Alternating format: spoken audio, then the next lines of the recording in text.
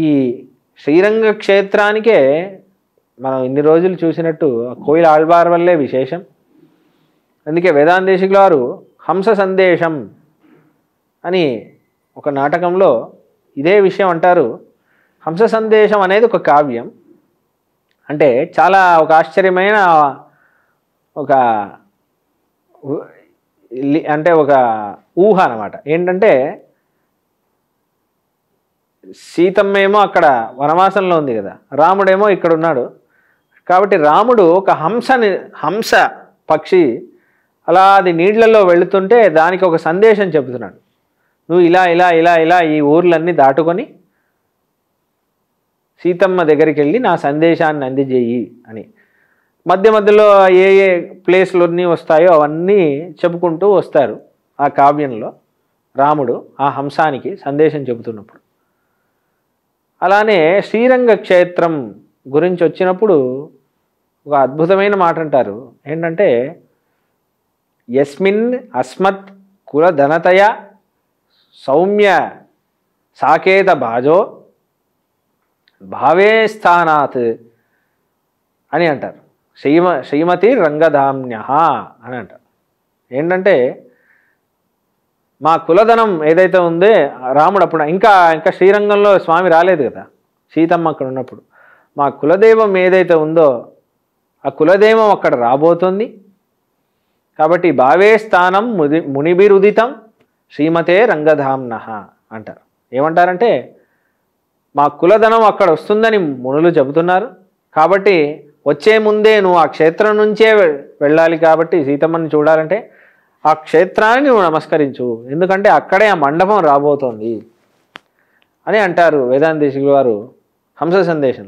కాబట్టి ఆ కోయిల ఆళ్వారే విశేషం. అందుకే కోయిల ఆళ్వార్ ఎందుకు ఈ మాట వాడుతున్నారంటే తిరుప్పాణాళ్వార్ అరంగత్తమ్మ అని అన్నప్పుడల్లా వేదాంతేశికుల వారు కోయిలాళ్వార్ అని అంటారు.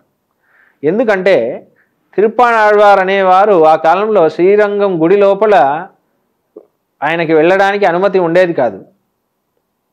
ఆయన శ్రీరంగనాథుడిని సేవించింది పెరియ పెరుమాళ్ మూల విరాట్ని సేవించింది ఒకసారి సేవించారు, దాని తర్వాత అంతర్ధానం అయిపోయారు. కానీ జీవితాంతం ఆయన సేవించింది ఏంటి? ఆ మండపాన్నే. ఆ మండపాన్ని సేవించే అమల్నాథి పిరాన్ అంత బాగా రాశారు. కాబట్టి ఆయన స్థానంలో ఆయన హృదయంలో ఆ కోయిల ఆళ్వారే ఉన్నారు కదా. అందుకే ఎప్పుడు అరంగత్తమ్మ అన్నప్పుడు వేదాంతేశికుల వారు కోయిల ఆళ్వార్ అనే ఆయన భావన, ఆ హృదయం ఎప్పుడు వ్యాఖ్యానం రాసేటప్పుడు ఒరిజినల్ రాసిన ఆయన ఏ హృదయంతో రాస్తున్నారో దానికి దగ్గరలో రాయాలి కదా. అందుకే అలా రాస్తున్నారు. అందుకే మునివాహన భోగం అనేది చాలా ఆశ్చర్యమైన గ్రంథం.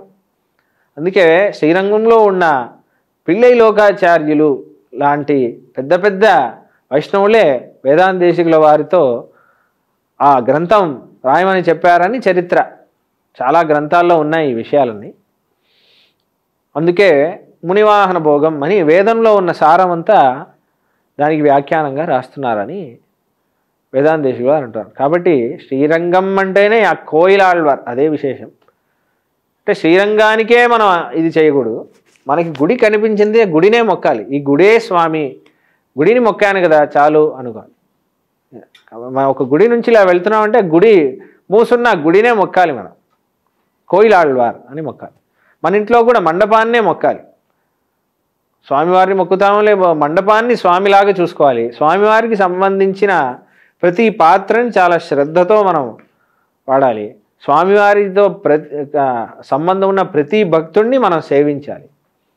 దాని గురించి ఆ భక్తుల గురించి ఇంకా విస్తారంగా పై సంచికల్లో మనం చూద్దాం.